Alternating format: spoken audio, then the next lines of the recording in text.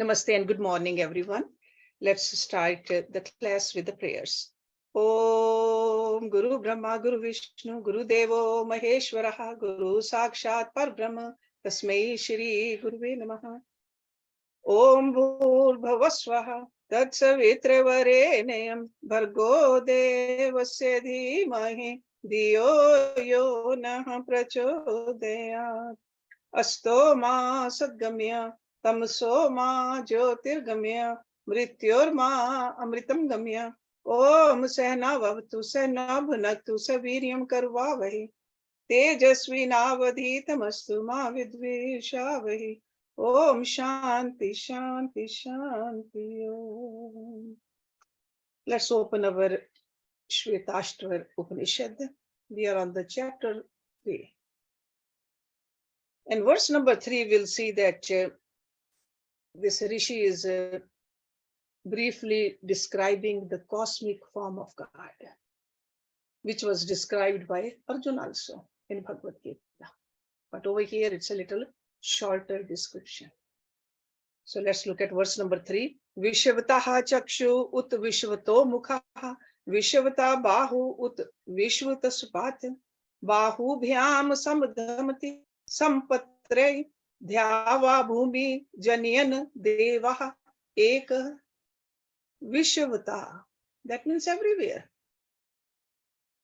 Chakshu, eyes. Ut means and. Vishvato mukha, mouths everywhere. Vishvata bahu, bahu means arms or hands, everywhere. Again, ut means and.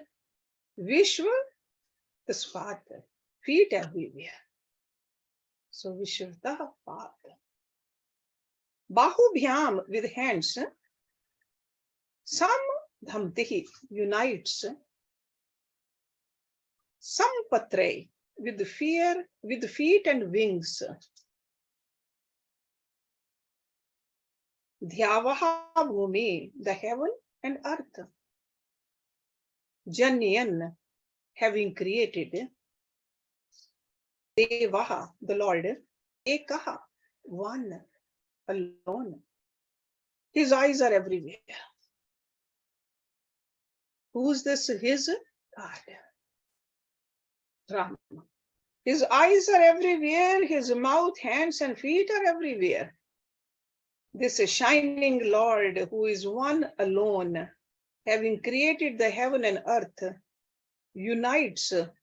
That means unites all beings with hands, feet, and wings.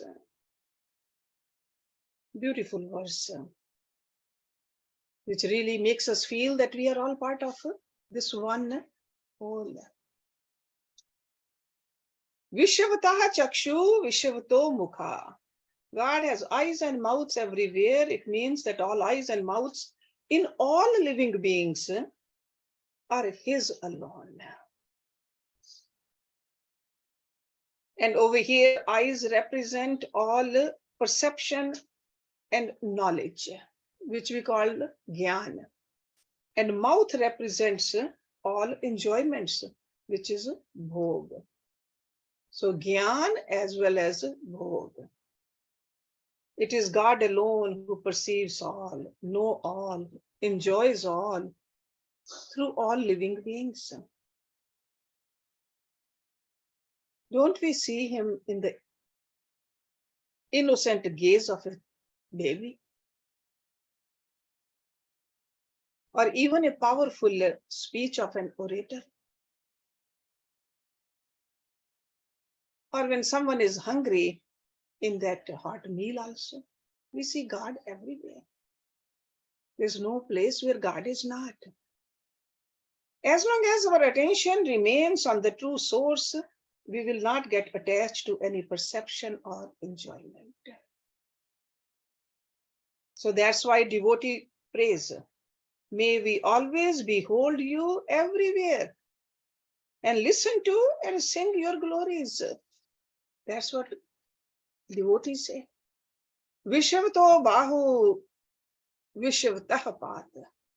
God has hands and feet everywhere. All hands and feet are His alone. They signify, so hands really signify the actions. The feet signify the movement.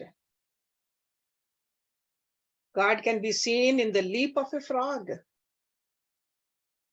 the firm grip of a little baby, or the quick response of a touch. Need not. All that is possible because of God. Bahubhyam samdhamtihi patre. It is God alone who blesses all the beings in the world with bodies to go through the results of their actions in the different realms of experiences. Earth, heaven, it was all created by Him.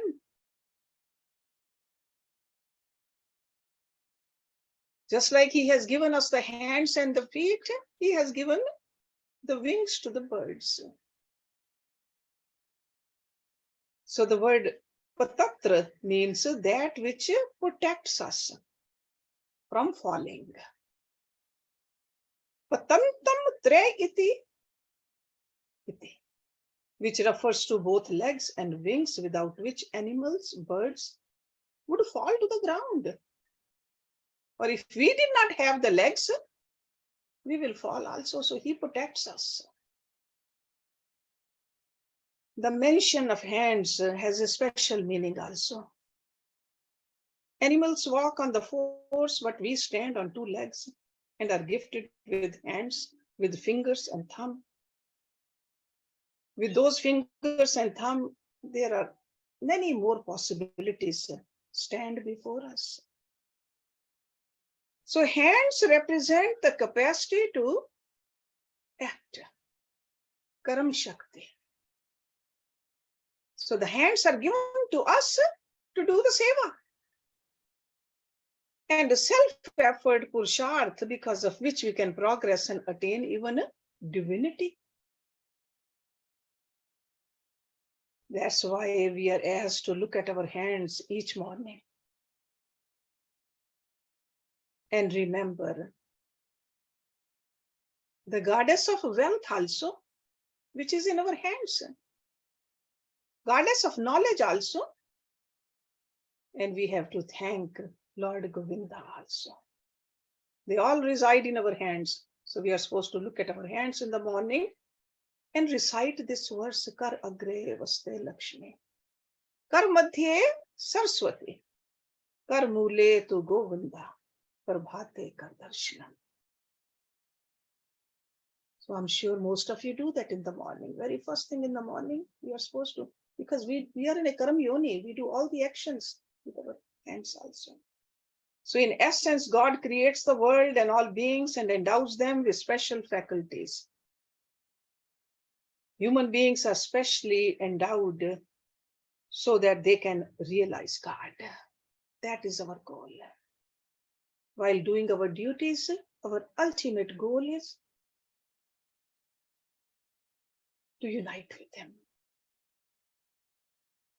So having had a glimpse of His cosmic form, the seeker, the disciple speaks. Ya devanam prabhavacha udbhavacha vishvadipa rudraha maharishi hiranyagarbham janyamas purvam sanabudhyaha shubhyaha samniyuktuhu. Ya means one who, devanam, of all the deities. Prabhava, origin. Cha means and, udbhava, source. Again, Cha means and, Vishwadipa, Lord of the entire universe. Rudra, Maharishi, all-knowing. Hiranyagarbham. Hiranya means the world, Garbh means the womb.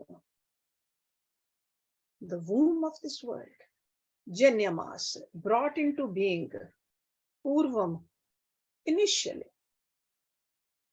Sa means he, na means us. Buddhya with thoughts, shubhya, auspicious. Sanyukta too may endow.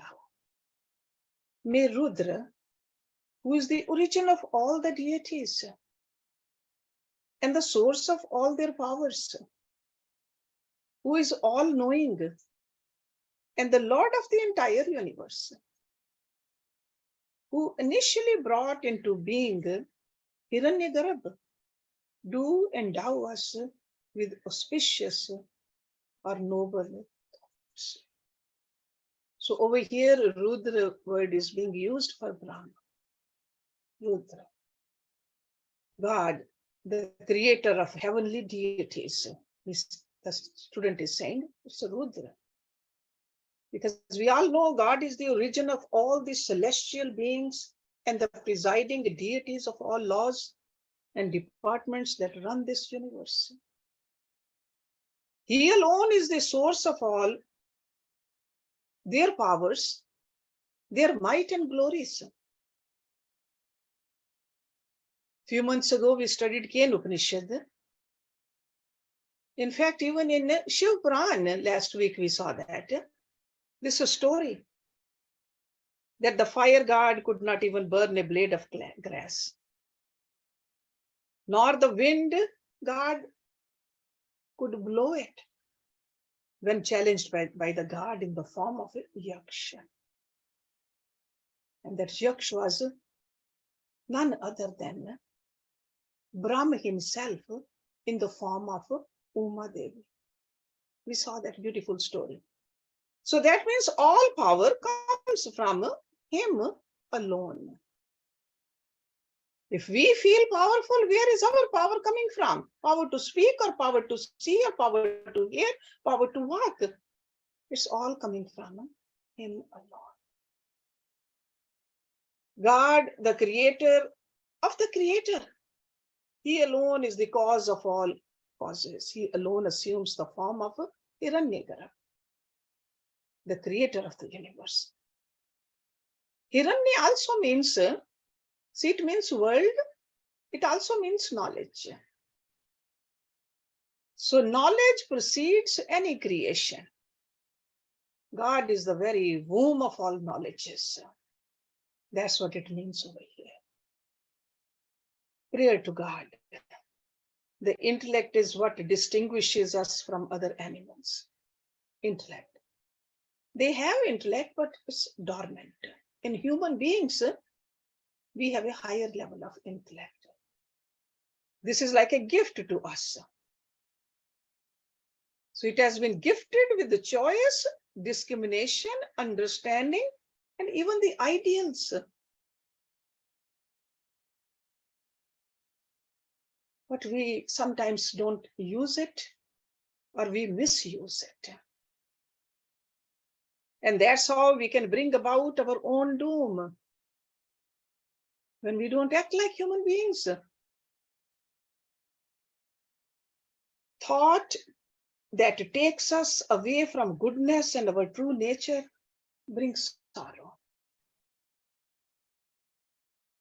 So the seeker prays fervently, may we always entertain noble thoughts. May we be blessed with auspicious thoughts of serving others, improving ourselves, seeing the Lord in all and reaching the highest goal. Those are the prayers we should say. And these are the prayers the students are saying in this beautiful Upanishad.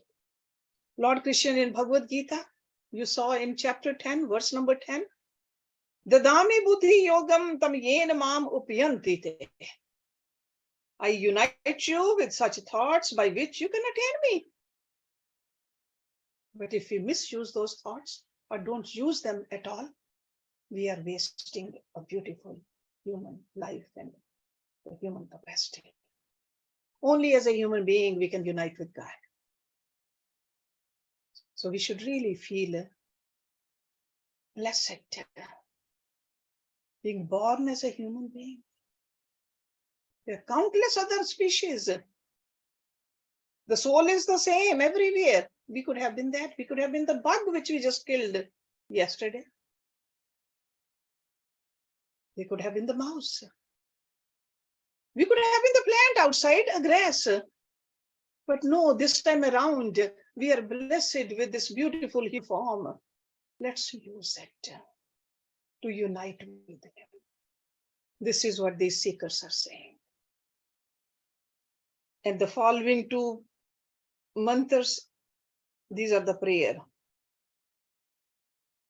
So they appear in other scriptures also.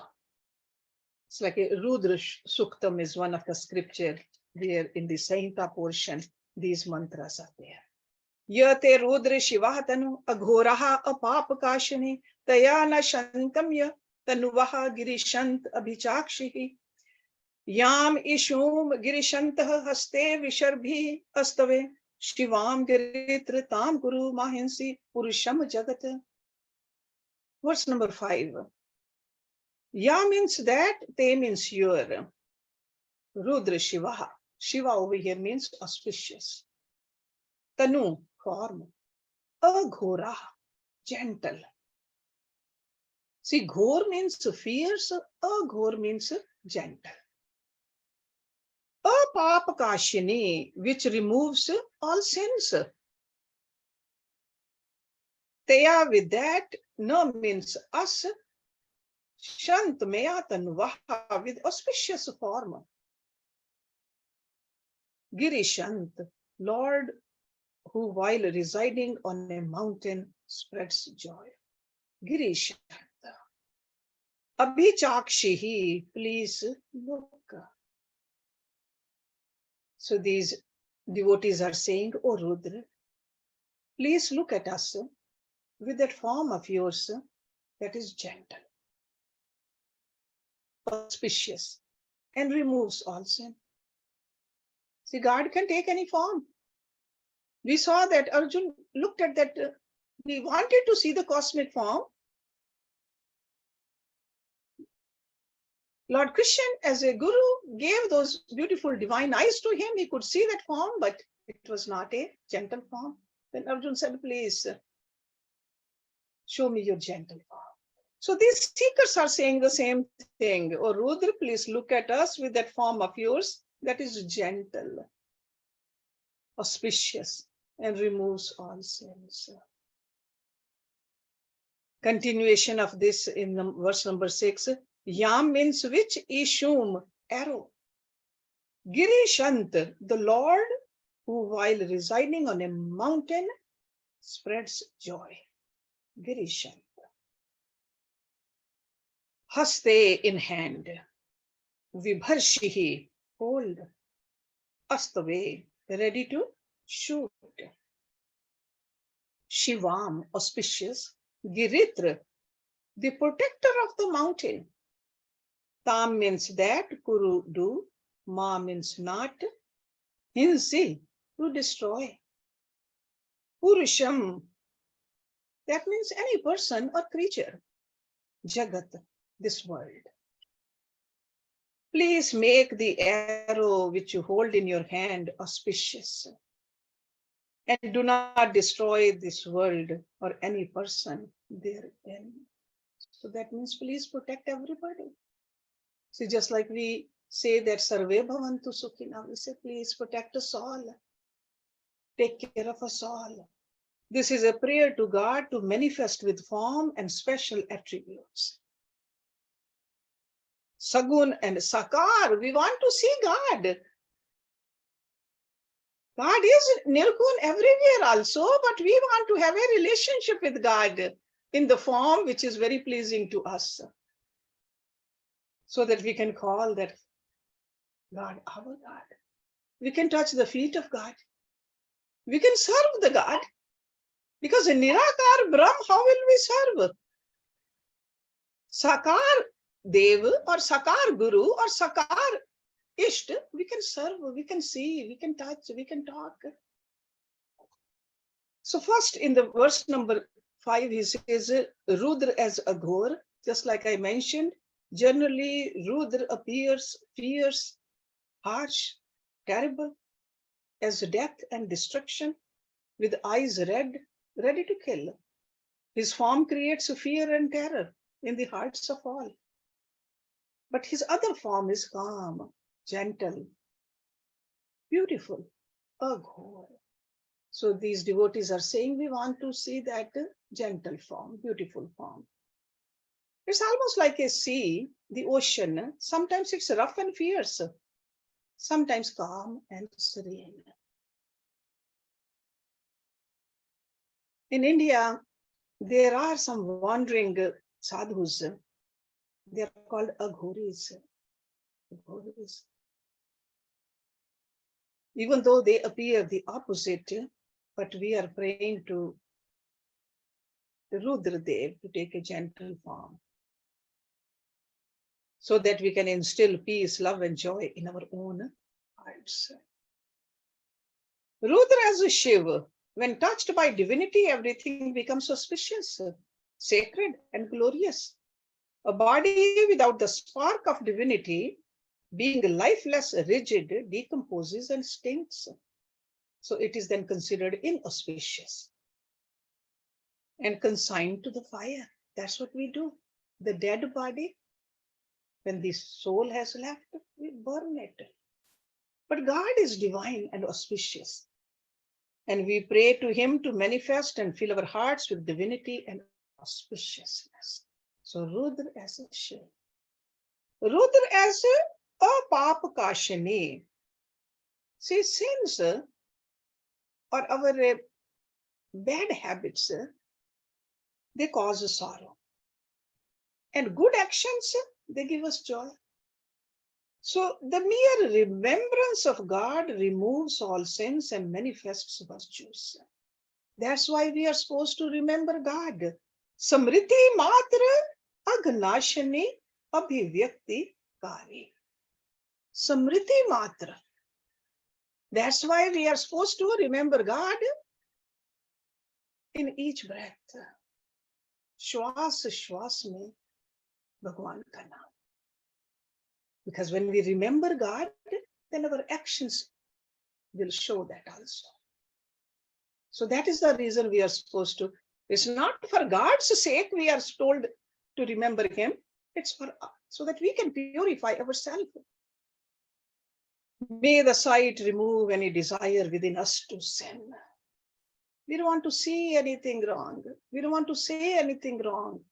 We don't want to hear anything wrong. We don't want to do anything wrong. That's what these devotees are saying. Rudra as a Girishant. So Rudra is one who is staying on the Kailash mountain, spreads auspiciousness. That's why this is saying, Girau Sathit Vasham Sukham Tanoti iti. So he's seated in the speech, in the words of the Vedas, and spreading auspiciousness. Giri Vachi Sathitva Ved Tishtan Artha Rupen Sham Tano iti. May Rudra, who is such, appear before me and bless me. You can see that these are all prayers. All prayers. I'm sure you all pray, maybe different words, but prayers have essence of the prayers is the same. God, give me the strength to be noble, be wise, to be good. Wherever I go, I spread the purity. Abhi Chakshihi, O Lord, please do look at us with love and compassion. May your mere look create love, joy, noble thoughts, wisdom in us. We look at each other also. How do we look at each other? Eyes, they say, are the windows to the soul. We got to make sure the way we look at each other, gentle, full of love, not greed. We should not intimidate anybody. Gentleness should be in our eyes. Rudra as Giritra. Rudra is one who protects the Kailash mountain. Girim Kailash Akhyam Trayate Palyatihi iti. Shiva always stays high up on the Himalaya peak of Mount Kailash, which is always cold and snow white. And over here, the devotee is saying, may he appear before us. Even though he is there, he can appear before us too and protect us from the heat and the sorrow of worldly existence. Render us pure, white, and elevate our thoughts to the divine peaks. Rudra with weapon also over here mentioned. Generally, Rudra is ever ready to kill the wicked and destroy the world with the bow and arrow. So Rishi is praying over here, please do not be angry with me or kill me or anyone else. May you only kill our negativities and destroy our false notions. May your weapon be a blessing for all. And you can see that what a deep and beautiful thoughts are in these mantras. And God's nature is further elaborated in verse number 7. Tataha param brahm param brihantam yatha nikayam sarvabhuteshu gudam vishwasya ekam pariveshtitaram isham tam gyatva amritaha bhavanti. Tataha. Tata means that. Param means above. Brahma, truth. Param brihantam. Brihantam means infinite. And param over here means that which is not subject to any limitation. No limit, limitless. Yatha nikayam, according to their body. Sarvabhuteshu, in all creatures. Gudam, hidden. Vishwasya, of this world. Ekam, one. Pariveshtitaram, all encompassing. Isham, Lord. Tam means whom. Gyatva, by knowing. Amritaha, immortal. Bhavanti, becomes. Above that is the infinite truth. Brahma, who is hidden in all creatures according to their body. Who is the one Lord encompassing this entire world, knowing whom one becomes immortal. So God is beyond all names and forms. So that means that God is not limited by time, space, or objects. Desh, Kal, Vastu, Pariched, Shunyam. That whose existence is impermanent, that which changes, which comes and goes, is limited by time. But God is, on the other hand, eternal, present at all times. Because that which is in a specific space is limited by space. On the other hand, God is all-pervading, unlimited space-wise. Because only object has the properties and form which is limited. God is objectless, formless, attributeless, unlimited. So taking the example of a wave in the vast oceanic waters, it arises, grows, disappears, limited in time, that wave. Because it arises at a specific place, limited space-wise. But on the other hand, the ocean is vast. So it's like a comparing ocean with the wave. That's why he says God is infinite, big, brihantam.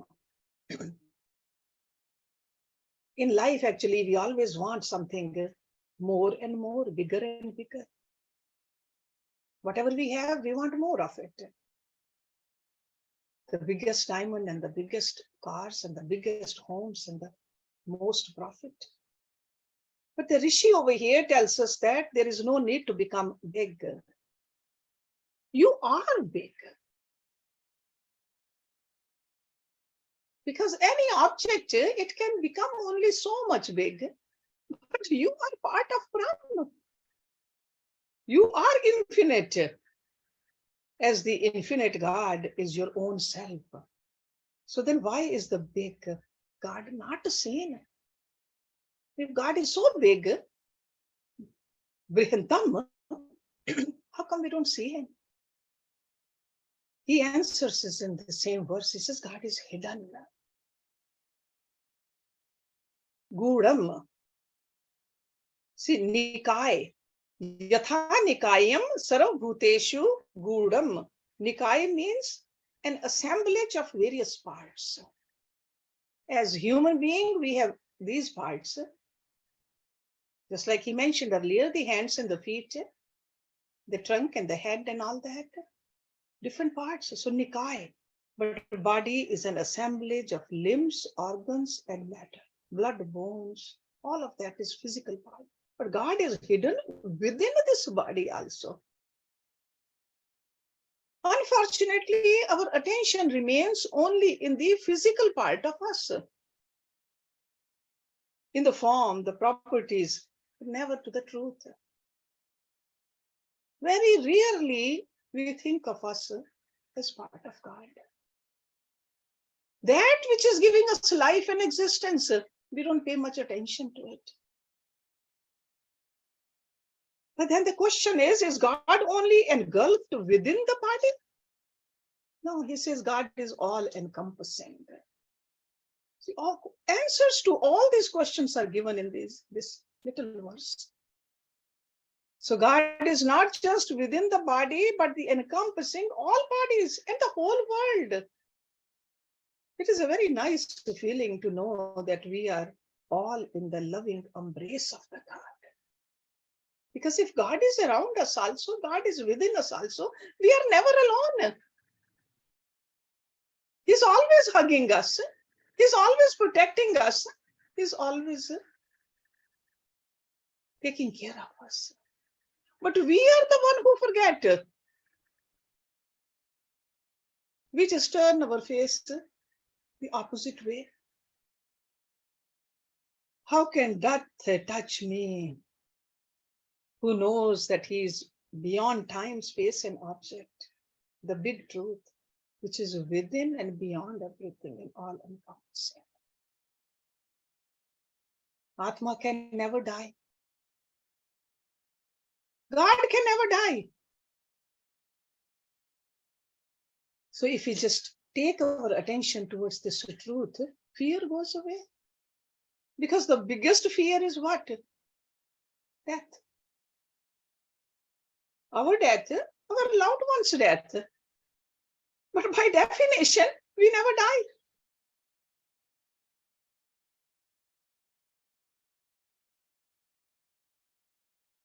This is what we need to experience.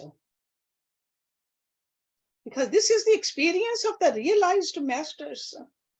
This is what's called realization. And let's look at how this realization is mentioned in the verse number 8. Ved aham etam purusham mahantam aditya varnam tam saha parastat tam eva viditvaha mrityum ati etina anya panthaha vidyate ayanaya. Ved means know. Aham, I, etam, this, purusham, person, mahantam, great, aditya varnam, effulgent like the sun, or resplendent like the sun. Tamsaha prastat, tamsa means darkness, prastat means beyond darkness. Tam means him, ev alone, viditva, by knowing. Mrityum, death, atiyeti, transcends. Na anyaha, no other. Panthaha, way. Vidyate, there. Upnayaha, for the highest state. I know this great person. See, from the experience this Rishi is saying now, I know this great person, effulgent like the sun, and beyond darkness. By knowing him alone, one transcends death. There is no other way for this. So it's not a theoretical knowing, the experiential knowing has to be there. Then there's no fear. Because then there's no death. So this is a declaration of the realization. The sage is saying, I know this great Purusha. Sometimes we wonder, is it possible? The rishis declare again and again, it is possible. That's why he say, I know this. This is not coming from the arrogance. This is coming from realization. I know this great Purush. So Purush means over here the truth, which is complete, which is infinite, Purantavat, and resides in the hearts of all beings. I see this Purush, he says, as my own self and the self of all beings, and as the very substratum of the whole universe. I know him, he says. I know him as the greatest. He is a self-effulgent. He doesn't need the light from anywhere else. Just like a sun doesn't need the light from somewhere else. Moon borrows the light from sun, but self-effulgent is sun. But the sun also, sometimes we see the darkness. Even though it doesn't get dark, but we think there's a darkness. But in God, there's never a darkness. He just wanted to make it clear to us. I know him as the greatest, the self-effulgent consciousness, the very source of all illumination, and beyond the darkness of ignorance. I am that Purush. I illumine even darkness and the thought of knowledge and ignorance. Illumines darkness means when somebody says, I don't believe in God. The power which is saying that I don't believe in God is also the power of God. In the Kena Upanishad again, the master tells the disciple, if you say you know the truth, well, you know but a little of the nature. The disciple then meditates further. We remember that? Just disciple, they just kept going to deepen their meditation again and again in that Upanishad and declared the realization in a very classic manner. And at that time, that disciple said, I do not say that I know the truth. Well, nor do I say that I do not know it. Indeed, I know it, yet know it not. He who knows it, thus knows it. So this is the same kind of a statement over here. It means that the truth cannot be known as an object of knowledge, but as the very self of the seeker. That's why it's called self-realization. Knowing and not knowing are both thoughts of the mind. Realization is to know the truth that illumines all thoughts. Remember the difference. The next thought over here is transcending death. Death includes every change that takes place. That's death. Strangely enough, on one hand, we want to change. We get bored with the same thing.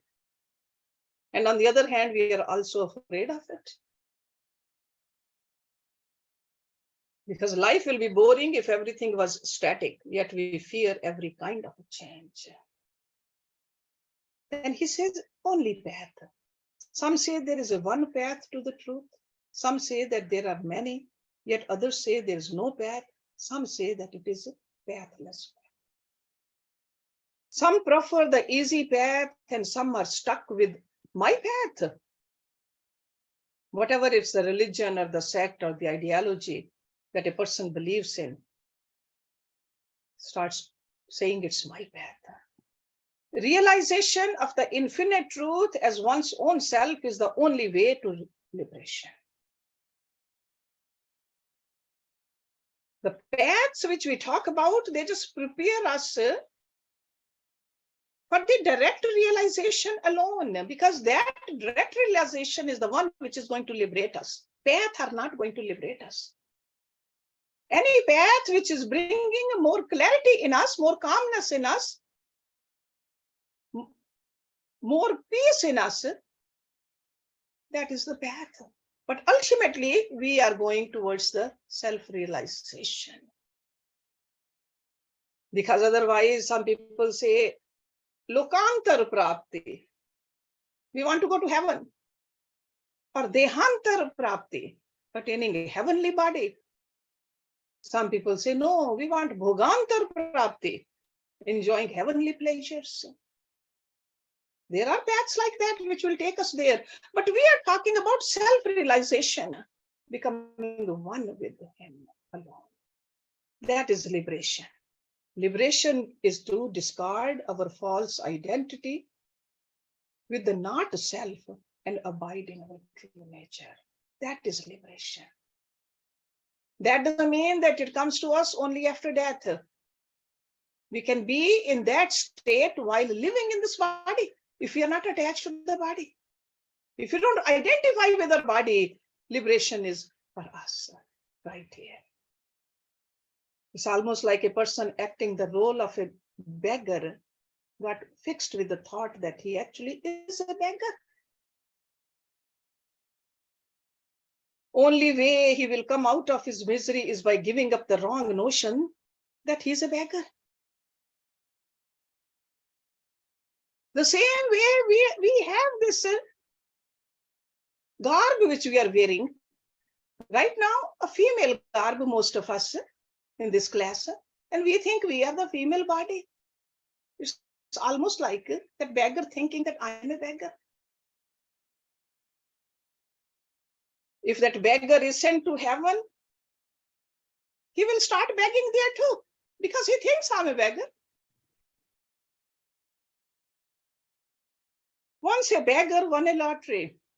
When asked what he would do with the money, he said, I'll buy a golden begging bowl. That is the condition of us. So that's why knowing the truth alone will liberate us. And the truth is that we are part of the truth, the Brahm, the God. In the next month also we'll see the more revelation from the students. But let's stop it here today and have some discussion. Om Purnamada Purnamidam Purnat Purnamudachyate Purnasya Purnamadaye Purnameva Vishishyate. Om Shanti Shanti Shanti Om. Thank you very much.